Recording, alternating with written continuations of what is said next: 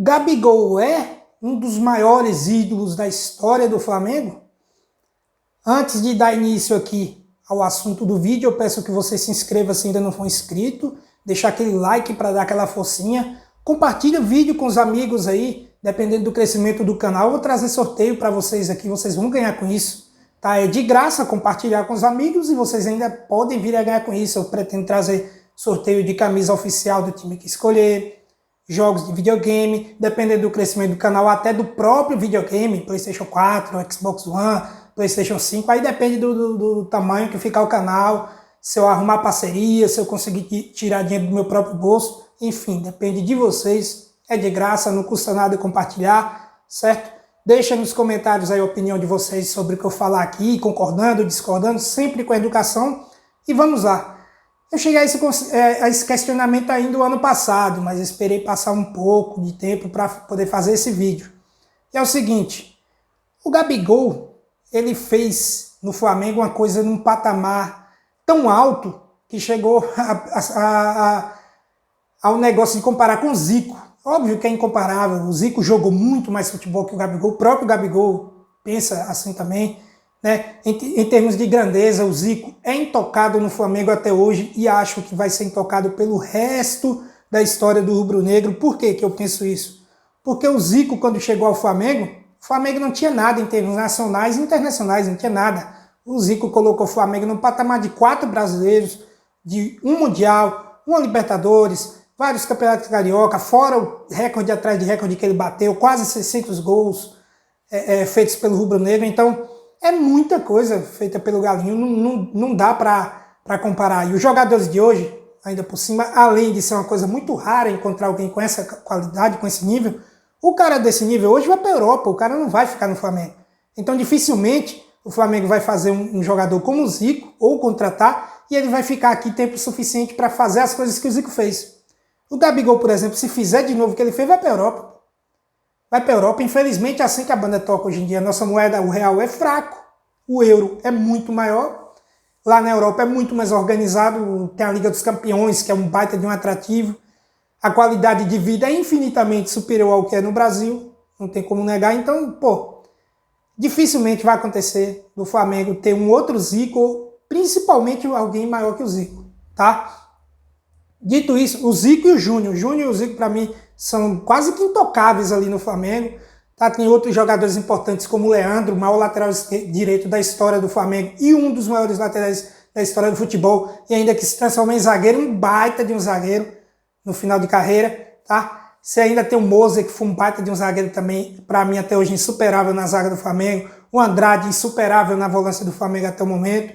Adílio, que foi outro monstro da Gávea. Você tem aí o Nunes, que não foi um cracaço de bola, mas foi um cara importantíssimo para as conquistas do Flamengo, foi uma baita na parceria com o Zico nos anos 80, principalmente no que diz respeito ao Mundial, onde o Nunes mete 2 golaços, com 2 passes espetaculares do Zico. Eu me arrepio todo quando eu falo desse time, me arrepio todo quando eu falo do Zico, né? Mas assim, intocáveis, praticamente insuperável mesmo é Júnior, Zico e o Leandro, que eu havia esquecido de mencionar na primeira vez que eu falei. Agora os outros aí até que dá para ser alcançado e tal, mas também é um patamar muito alto. E o Gabigol, o que ele fez? É uma história até parecida com a do Zico. Por quê? O Zico chegou, o Flamengo não tinha nada, o Zico deu tudo ao Flamengo, transformou o Flamengo no tamanho, na potência que é hoje. O Gabigol, quando chega ao Flamengo, o Flamengo já tinha todas essas conquistas e mais um pouco, né? Porque depois o Zico veio a Copa do Brasil, veio mais 2 brasileiros, veio o Mercosul, então veio algumas conquistas ainda. Tá? E o Gabigol, mas quando o Gabigol chega, o Flamengo estava há 7 anos sem ganhar absolutamente nada, porque o Carioca não conta porra nenhuma, tá? Porra nenhuma. Então o Flamengo estava sem ganhar nada, era chacota na Libertadores, era motivo de vergonha, chamado com razão de time pequeno de Libertadores, porque as vergonhas que o Flamengo passava em Libertadores, isso é coisa de time minúsculo, pô. A vergonha que passou contra o Defensor quando tomou de 3-0 no jogo de ida, fez até 2-0 no jogo de volta, mas não conseguiu reverter. A vergonha que passou com aquele time ridículo do América do México, do Cabanhas, que era um jogador comum, e aí muita gente começou a achar que ele era craque por causa do jogo contra o Flamengo, e que, diga-se de passagem, ele fez gols na sorte.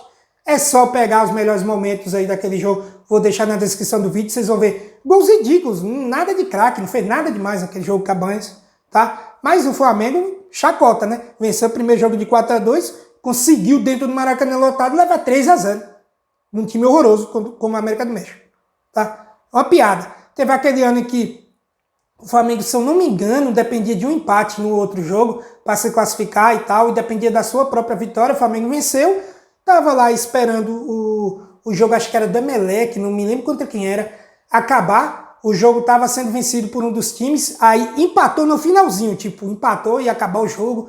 Léo Moura comemorando, falando da classificação ali na entrevista, e de repente, gol dos caras, no último lance do jogo, Flamengo eliminado.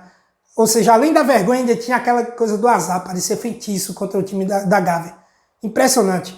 Teve também um ano em que o Flamengo dependia de pelo menos um empate para classificar, sem depender de mais nada, ou uma vitória, obviamente. E se perdesse, se eu não me engano, não podia ter vencedor no jogo do Atlético Paranaense, não me lembro contra quem era. O Flamengo começou ganhando com um baita de um golaço do Rodinei, foi contra o São Lourenço.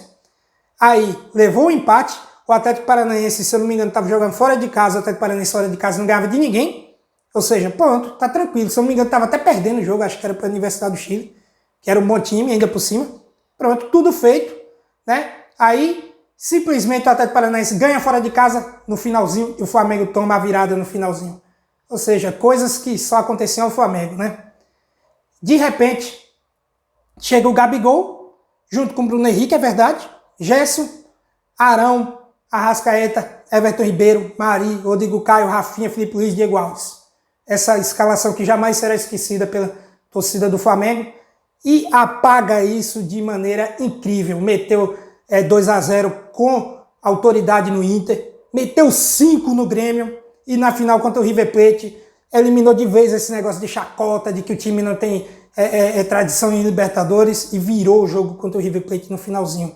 E sempre com o Gabigol sendo protagonista. Além de ser protagonista, aquele cara carismático, que tira onda com o adversário, que faz a torcida do Flamengo ir à loucura, né? Fez 43 gols no ano, foi artilheiro de tudo que disputou. Com o Bruno Henrique também jogando ali, é verdade, o mesmo nível, mas acho que o Gabigol é maior, ainda conseguiu ser maior.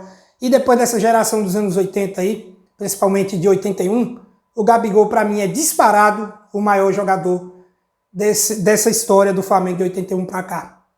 Muita gente fala do Adriano, o Adriano não deu metade do que o Gabigol deu no Flamengo. Além do Gabigol ter colocado a Libertadores na mão do Flamengo, o brasileiro, a maneira que o Flamengo ganhou foi muito mais espetacular do que o Adriano ganhou em 2009. Né? Jogou mais futebol que o Adriano, fez mais gol que o Adriano e mais.